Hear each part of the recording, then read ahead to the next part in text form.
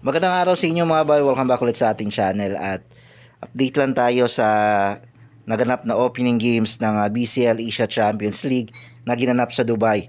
And maraming nakasubaybay dito mga boy, no? Kasi nga nandito si Justin Brownlee naglalaro sa ngayon sa team ng Indonesia na Pelita Jaya. So nakalaban niya nila kahapon yung champion ng Japan B-League.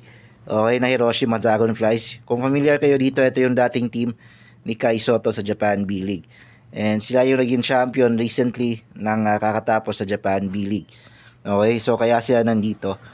And opening games kahapon at sa mga fans nga ni Justin Brownlee, medyo hindi maging maganda yung naging start ng kanyang team dahil tinalo sila ng Hiroshima Dragonflies sa score na 86-69.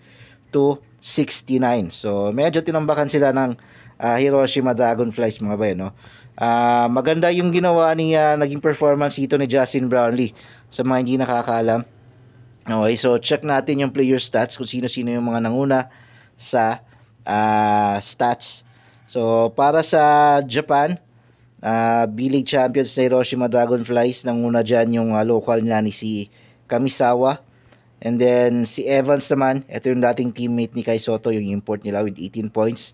Samantalang si Justin Brownlee naman ang nanguna para sa Pelita Jaya with 12 points. So makikita natin dito, halos lahat ng mga top scorer is galing sa Japan B-League. Ang sunod lang dito na best scorer kay Justin Brownlee is si Brandon Jawato with 10 points, Fribianto with 8, Daxa with 6,